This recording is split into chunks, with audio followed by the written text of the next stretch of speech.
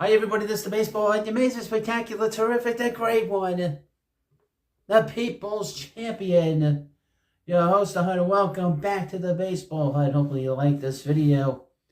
Hit that subscribe button. So many people, again, be coming in here over the last few days. I cannot thank you enough. All the new subscribers, all the old subscribers that have supported me.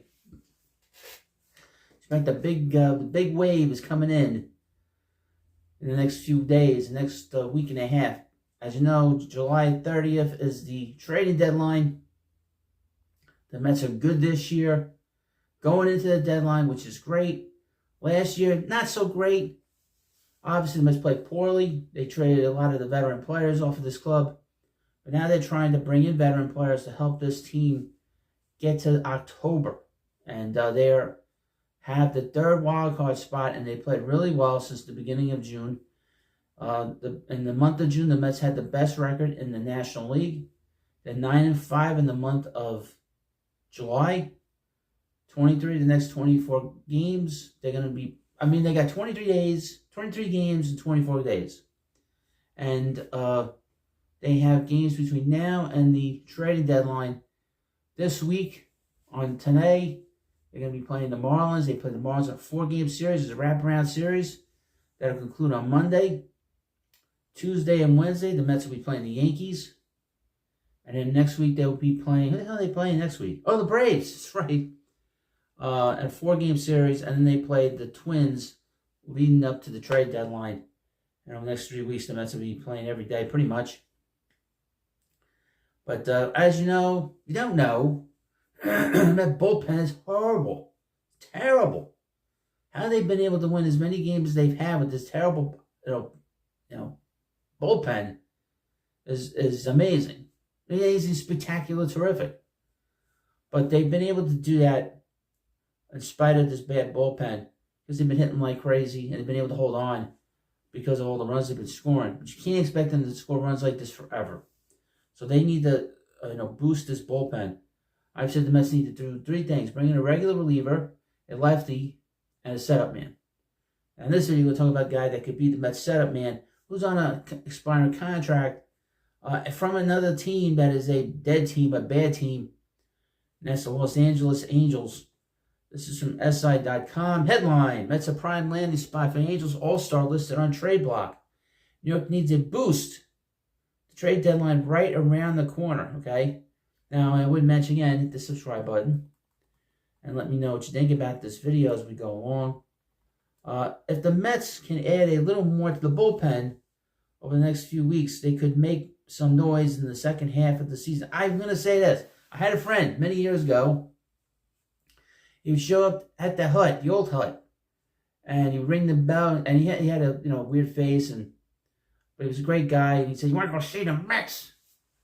So the Mets can add a little more to the bullpen." I think about that when I read this for some reason.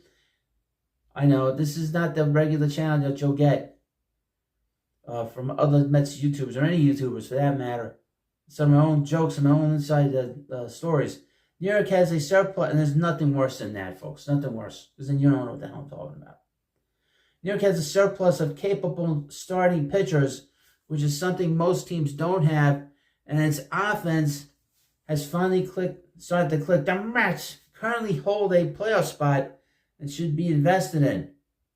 The Mets bullpen is their biggest weakness. Oh, you don't say. You don't say. But luckily, there will be some options out there for the club to acquire ahead of the trade deadline. One who could be a great option is Los Angeles Angels all-star hurler and closer Carlos Estevez. Estevez is having arguably the best season of his career this year and has a 2.61 ERA, 31 appearances so far this season to go along with 17 saves. If the season would end today, he would have a new career best run average. Veteran righty is the exact type of high-leverage hurler the Mets need, and he was mentioned by MLB.com's Mark Feinstein as a trade target to watch. And here's the thing about the Angels. They tend to make these moves pretty quickly. They don't wait to the deadline. So we could probably find out where he ends up probably before July 30th, probably within the next 5 to 10 days. I think he'll be moved.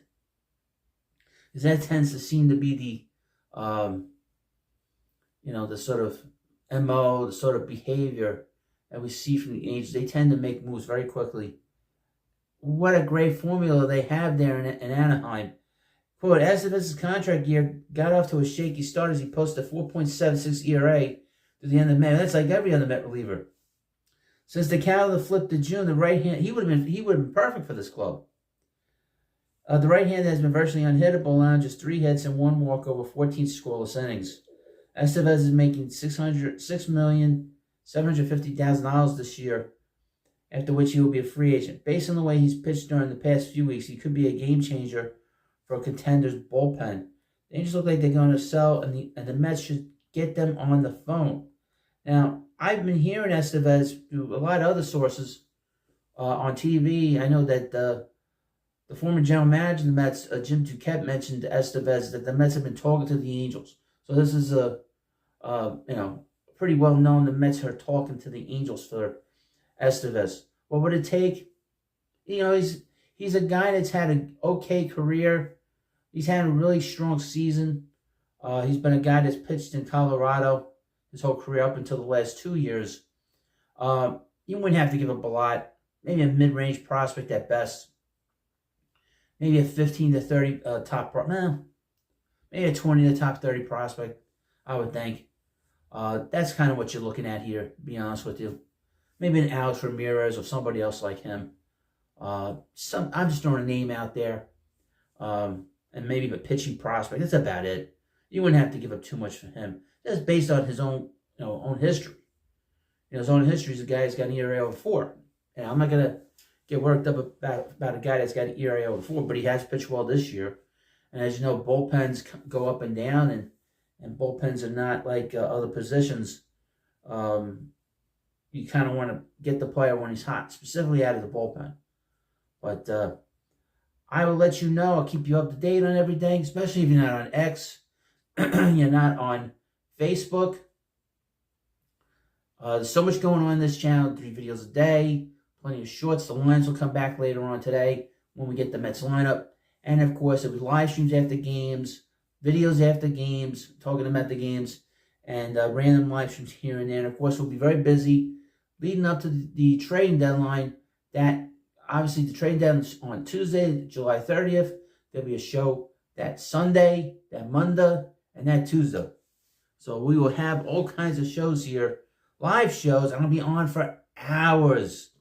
I need your support to get me do these live streams, because it's a lot of fun, but it's a lot of work, and it's a lot of talking, a lot of bullshit. A lot of bullshit in here. But you watch me, you subscribe to the channel, and I'm very honest, as you can tell. And of course, I appreciate the time you take to watch the videos. And have a good day. Subscribe to the Baseball Hut. You'll hear from me later on today, and of course the next few days, until as many hours and days and weeks and months as I can do it. I'm gonna, like I said, 3 videos a day every day from now until whenever I can do it. And unless I want to take a break or it's a holiday like Christmas or whatever. But thank you for watching this video. Of course, please subscribe to Baseball Hut, and I'll see you later.